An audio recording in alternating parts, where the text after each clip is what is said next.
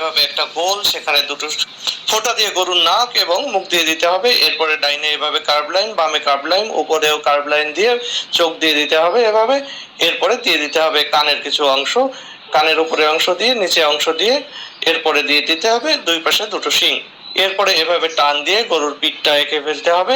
এরপরে নিচে গলার অংশ দিয়ে সামনে একটা পা এভাবে এঁকে ফেলতে হবে। খুঁটটাকে এভাবে কালো করে রং করে দিয়ে পেছনে লেজের লাইন টেনে পা এঁকে দিতে হবে। পিছনের পায়ের খুঁটটাও কালো করে দিয়ে পেটের লাইন, এরপরে লেজটাকে সুন্দর করে এঁকে দিতে হবে। এরপরে গরুর যে বাট, এরপরে বাটের পিছন দিয়ে আর একটা পা এবং সামনে আর একটা পা এঁকে দিতে হবে। পা এঁকে এর খুঁটটা কালো করে দিতে হবে। এরপর রাবার দিয়ে মুছে ফেললে হয়ে গেল গরু। যারা খুব সহজে জোড়া কবুতর আঁকতে চান, আজকের ভিডিওটি তাদের জন্য। প্রথমে এরকম একটা লাভ এঁকে মাঝখান থেকে এভাবে ঘুরিয়ে ঠোঁটের অংশ দিয়ে নিচে নামিয়ে নিয়ে আসতে হবে। পরে দিয়ে দিতে হবে ঠোঁট, এরপরে চোখ দিয়ে দিতে হবে, মাঝখানে একটা ফোঁটা। বাম পাশেও একইভাবে এভাবে ঘুরিয়ে ঠোঁটের এই ভাঁজটা দিয়ে নিচে নামিয়ে নিয়ে আসতে হবে এভাবে। এবার দিয়ে দিতে হবে ঠোঁট, ঠোঁটের পরে দিয়ে দিতে হবে চোখ। এরপর মাঝখানে একটা টান দিয়ে পাখনা হয়ে গেল। এবার এঁকে দিতে হবে লেজ। এভাবে কয়েকটা কার্ভ লাইন দিয়ে দুই পাশেই দুইটা লেজ এঁকে দিতে হবে। এবার পায়রার পাখনায় ছোট ছোট করে এভাবে পালক দিয়ে দিতে হবে। যত নিচে নামবে পালকগুলো একটু বড় করে দিতে হবে। দুইটা পাখনাই এভাবে দিলেই আমাদের হয়ে যাবে। আমাদের পাখনার কাজ প্রায় শেষ হলো। এবার লেজে কয়েকটা লাইন এভাবে দিয়ে দিতে হবে। এরপরে একটা ডাল এঁকে দিতে হবে, ডাল পাখির ওই পাশটায় থাকবে।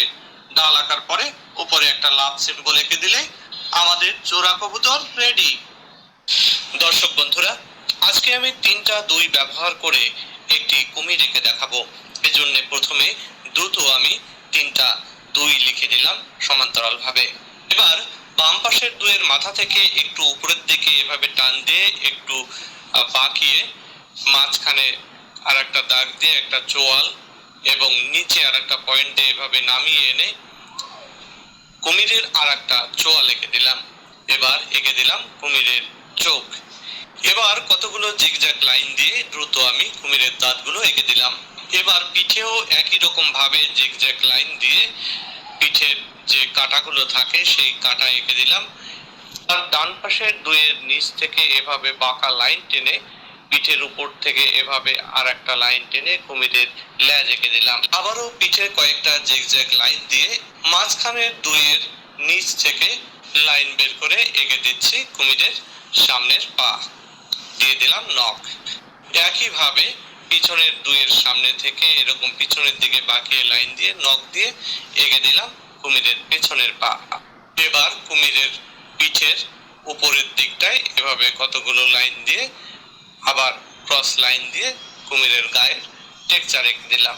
এবার এঁকে দিচ্ছি কুমিরের নাকের চিত্র। ভিডিওটি তোমাদের কেমন লাগলো অবশ্যই সেটা কমেন্ট করে জানাবে।